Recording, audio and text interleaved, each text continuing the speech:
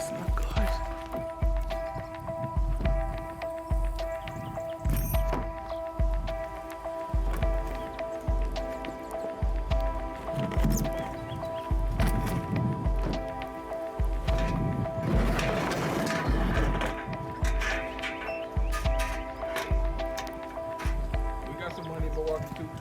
Y'all are broke.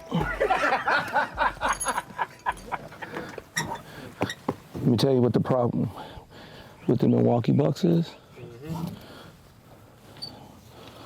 One name. One. You ready? Eric Bledsoe. Yep. He's too much like everybody else. It's like they need something different. He's not bad, he's not strong, he's tough. Plays D.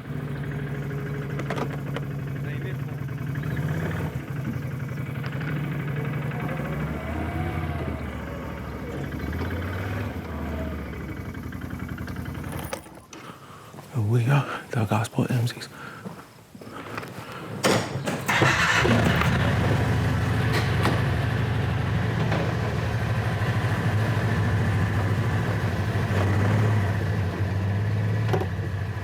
Kayla.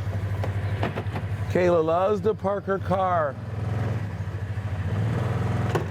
because I live with an angel.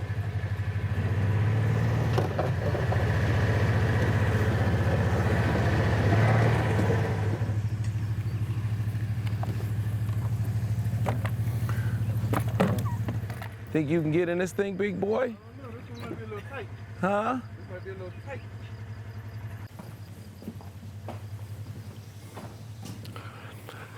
We are the Gospel MCs.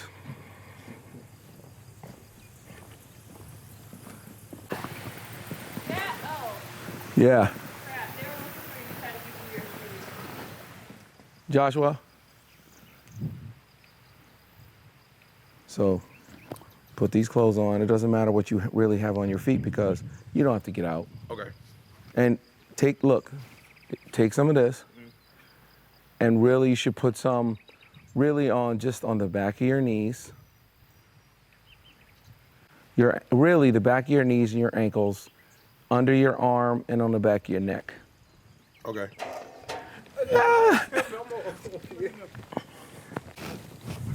I mean, seriously, honestly, I'm telling you right now, we ain't gonna be gone for more than of 30 minutes at 35 minutes at the most. We're not about to spend a bunch of time in the woods right now because the deer season is getting close and I'm not really going in here really. I'm trying to let it calm down.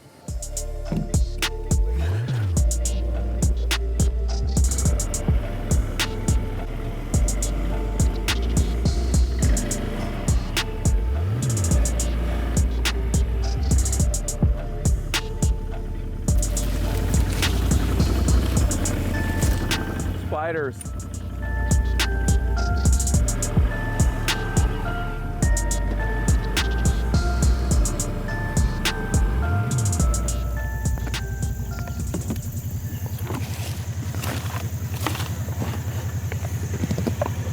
So this right here is one of the main spots that I hunt. It's not really that far from the house. It's actually, these woods share property line with my house. I own the land, and then this house that God has blessed me with actually shares a property line with my land. So if you look there, you can see my ladder stand. That's a climber stand. I used to get into this and then go all the way up to there. So, but these climber stands are good if you're hunting on land that's not yours. Right. Once you own your own space or get your own, like I have now, then you can set something up that's more permanent, like a ladder stand. I've been up here.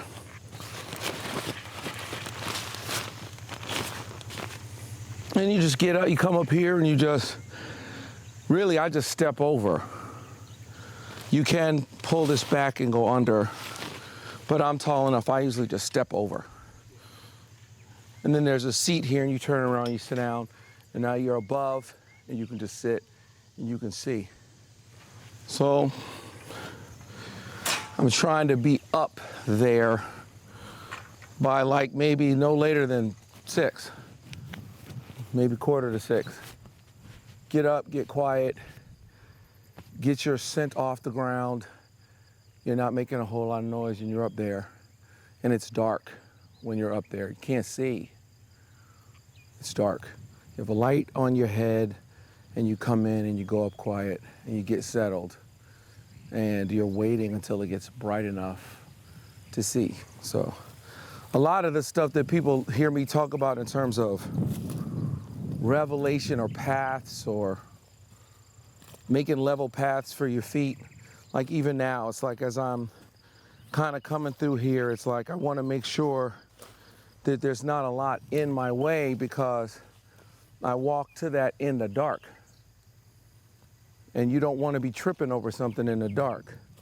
This dead tree right here, this is new. It's fallen since last season. Now it's really kind of, but it's probably something I could trip over. This is something I'm probably going to have to move in the next couple of days because when I walk through here, but I mean, honestly, I may see it because of how big it is, but still walking through in the dark. You know, I hunt, hallelujah, hunting season's coming, thank you, Jesus. And a part of what happens is you're going into the dark or you're coming out in the dark. You got little lights, but it's already dark. I don't need my eyes to be bad as well. It's already dark. I don't need bad eyes too. There's already confusion. There's already a question as to what is the way that I should take and how do I get from here to there? And Lord, what exactly are you saying to me? And there's this promise of Canaan, but what way should I take? And am I going in the right direction? There's already enough darkness. There's already enough ambiguity. I don't need my eyes to be bad as well. If the light within you is darkness, that really there's almost nothing worse than darkness within. Last thing I need is to be lost inside of me, to be disconnected even from my own purpose, and disconnected even from my own calling, and disconnected even from my own identity. It's hard enough figuring out which way to take if I don't even know what's going on the inside of me. That he's saying that if you can get the light on the inside together, the light on the inside is the same as if there's light on the outside.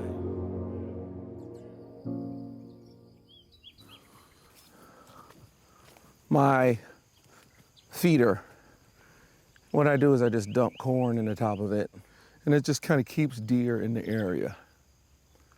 So it's interesting that the same corn that can be used to plant is also the same corn that is used for hunting. It's like farming and hunting, very similar things. I've talked about that when I've talked about guys when it comes to romance. You've got guys who are farmers and guys who are hunters. Farmers are looking for a piece of property, something they can own, something they can take care of, something that they can care for, they can protect it. They sow their seed into it, they want to reap a harvest from it. That's a woman to me. It's just this amazing piece of ground, this source of life. And if you protect her and love her and cherish her and care for her, you sow seed into her, not just your physical seed, but love and care and concern. There's just all this stuff that you reap from her. There's all this you gain from her. And you're sowing so that you can reap. Then there's dudes who are just hunters. They just are looking for trophies. They just want a woman they can brag on. They just want a woman that they can take down. They just want a woman that they can kind of show that they got her. And they just want to eat her. They just want her for their personal consumption. And what women have to do is be careful about what they're with. Are they with a farmer or are they with a hunter? Now, it's possible to be a good guy to be a farmer and to be at a place where your farm, your land, your wife, your relationship is not quite as fruitful as it used to be. Maybe there's kids there, and so she doesn't have a lot of time for you. Her job, her work schedule, stress of life, getting older, things that are happening, and now you're not quite getting what you used to get, and you can be tempted to hunt. And the problem is that you don't want to hunt, you don't want to start hunting, and it make you lose your farm. But we're surrounded by dudes. We see people, artists, athletes. Think about it. Athletes, preachers who start hunting and lose their farm. We're trying to be fathers. I wish I had a witness in it. We are trying to be a part of the chosen few who actually decide to be farmers and not hunters. Ladies, there are two types of men that are out here looking. There are farmers and there are hunters. I trust that the dude sitting next to you is a farmer. I trust the dude you're dating is a farmer. You have to be careful. He could be a hunter. Farmers are looking for a really great piece of property and ground and that they can pour resources into so they can reap blessing from it. You get yourself a good woman and you want to sow money and sow time and sow words and sow faith and sow blessing and sow faith and dates and trust. And if you sow into a good woman, you'll reap a home, because a chair is just a chair, but a house is not a home. A lot of the sermons that they're hearing, a lot of when they're like, well, where does PA get this? There's a solitude, there's a peace, there's a quiet, especially the still hunting. It's just me and the Lord in here until deer come in. For me, any day I get to go hunting is a great day because I got to be by myself. My life is people. So I got to be by myself. I got to be alone with God.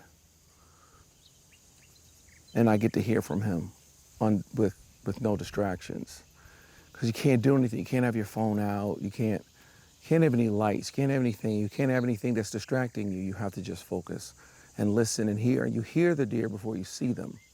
So you have to be listening. So it's God in my heart and my ears are listening. I've got these headphones on and I'm listening. See deer, it's a better day. If I kill a deer, it's an amazing day. But it also becomes a work day. Because once the thrill of the hunt is done, that's when the work begins. So now I gotta get it, I gotta drag it, I gotta hang it up, I gotta skin it, I gotta quarter it, I gotta prepare the meat. There's things I do to the meat so it doesn't taste gamey. And there's an aspect of getting something completed. It's like an occupational therapy. It's like we have to realize we're all descended from people who worked with their hands, especially black people. And so when you have a task and you do it and you get it done, there's a feeling that you have of, wow, look at what I got accomplished today physically.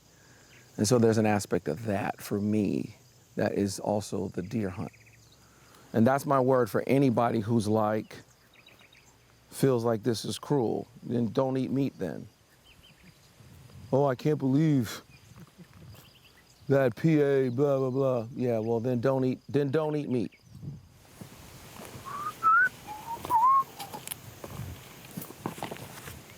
This is a trail I cut myself. And the trails that we're walking on right now are basically COVID-19, coronavirus, Pastor Andy trails. Once everything got really serious and the virus got big, First Lady just got really, really really abundantly careful about me and about, you know, where I go and the importance of me and my life and me speaking to the family, the church. The thing that's interesting about cutting a path is you kind of do it step by step. I probably cut this path probably 10, maybe 20 yards at a time. When it comes to finding your way or finding direction in life, to me it's a lot like this. And there's little paths that you see, paths that have been there from before, and they may be too small for you because you're bigger and stronger and you have more power and you have more knowledge and you have more say. And you're gonna have to do the work to widen the paths for you. There's things that happen like, look, this is not how this is supposed to be. You know, wind, storms, things happen that come and throw something across your path. And it's like, I haven't been in here in a bit because like I said, I'm not really trying to be in here that much. Because I'm trying to let the area calm down so that the deer will feel comfortable being in here. No deer are gonna come in here when they find out that Josh Sissel was here. Life is like this. Right, son? Life is like this. You're trying to find your way. Sometimes there are people who have made paths that you can follow. That's the thing about the deer. You can follow it for a while, but sometimes it doesn't go anywhere good. And there's a whole lot of people that are following paths that animals made. And the paths don't go anywhere good. And you have to find a path that's going where you want it to go and follow somebody that actually knows what they're doing and where they're going. If I find myself by myself, I can hear the Lord talk to me. If I find myself by myself, I can get some clarity and get some direction. And even if it's dark on the outside, there's a light on the inside of me that can shine the way. I wish I had a witness. That can bring clarity to my situation and can say, all right, this is the way to go. I would argue that one of the most frustrating things to happen to an individual is to get lost. I need a witness in the building. Nothing more frustrating than knowing where you want to go, but not knowing how to get there. Nothing more frustrating than knowing what you want, but don't know how to do it. Nothing more frustrating than having it all, but somehow you're losing it, and you don't know what to do to keep it. That is darkness on the outside. And when that darkness is on the outside, you've got to get some kind of light on the inside. You can't just get light from other people. You got to get a light that comes from within. That's weight. Something big's walking through here. That's a small footprint, but something big is walking through here. Look. Which is why we got to get the out of here. The reason why you kill the dudes is because they chasing the girls. Most really big bucks are totally nocturnal. You can't shoot them in the dark, and they know that. So they really don't come out until it's dark. And you may see one just as it's getting dark, just as it's getting too dark for you to be able to take a shot. But they're coming out in the dark. The only thing that makes them come out in the day is the does are in heat. Once them does is in estrus, them does are in heat. Now, they risk life and limb chasing trim. They risk life and limb chasing some deer booty. And isn't that just like a man? Risk your whole life over 5 minutes. Okay, 10 minutes. Okay, 15 minutes. Okay, 20. Okay, 15. Wait a minute, I think 10. No more like 5. Road again. going places that I never been. My whole life is making music with my friends.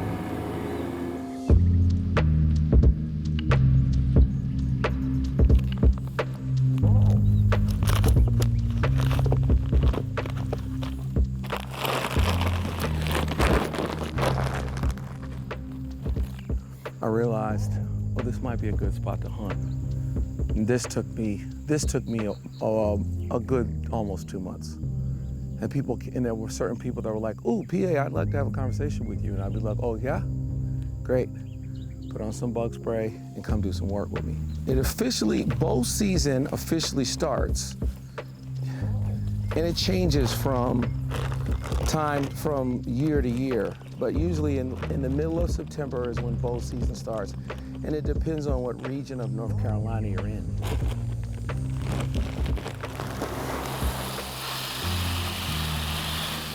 I may throw some in and I may do this. Just throw some around.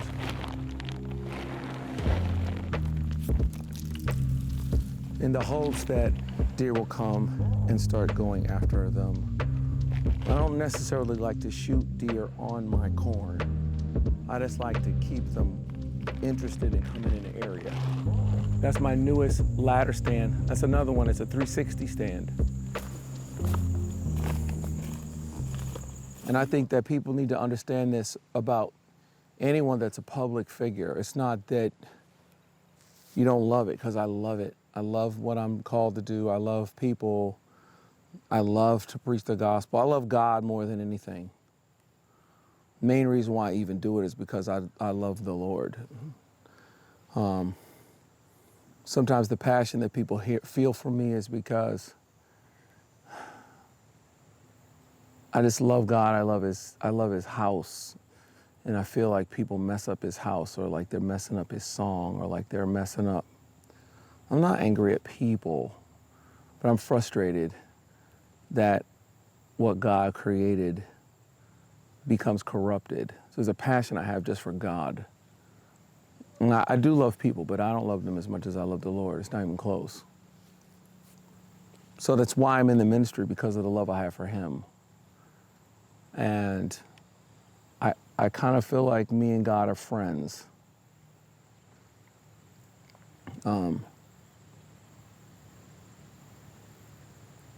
So there's a peace and there's a solitude of this. Although I love the people, the thousands and thousands of people, the millions, I love it. It's great. But there's something about the privacy of this. Like if I stop talking,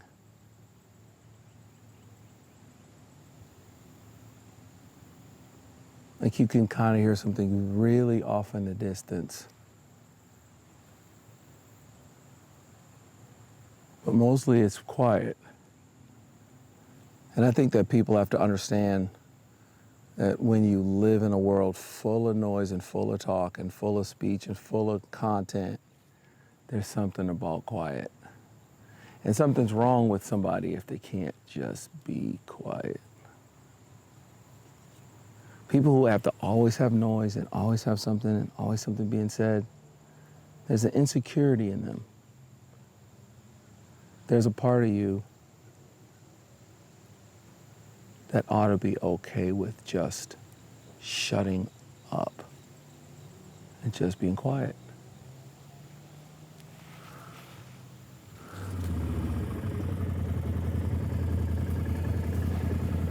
You know that the other thing about me is that I was raised in a way to be this way, but it's kind of a goal that I have for myself.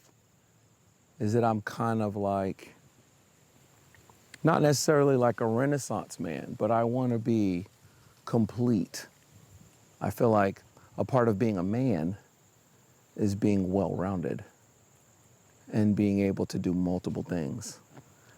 I want to be like Denzel Washington in that Book of Eli.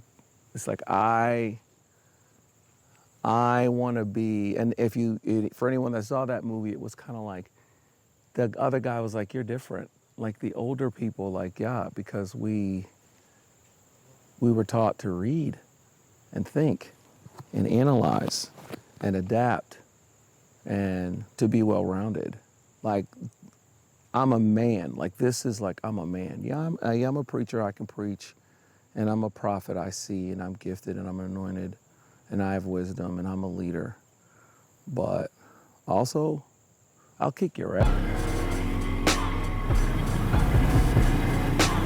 Come on, Joshua, you can keep up for me.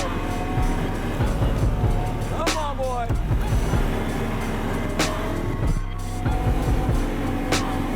Come on, boy.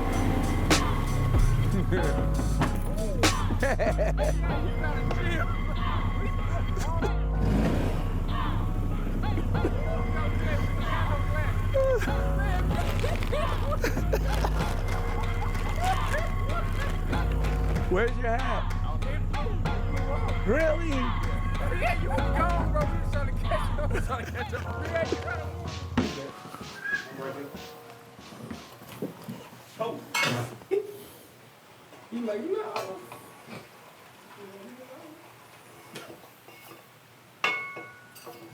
You got him turn straight. He like, oh. They're helpful. It's like you don't want them around the house. It's like trying to like, if I can get them, then I can just totally like, if I take him on the whole other side of my property, then he won't ever get back over here. But I won't never be able to convince him that he can't be around here. Right.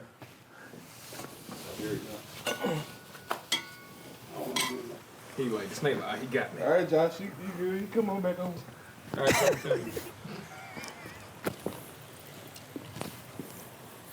You don't really want to kill black snakes. Right, they are helpful. They're helpful. The black snakes deal with the brown snakes, which the brown snakes are the poisonous snakes.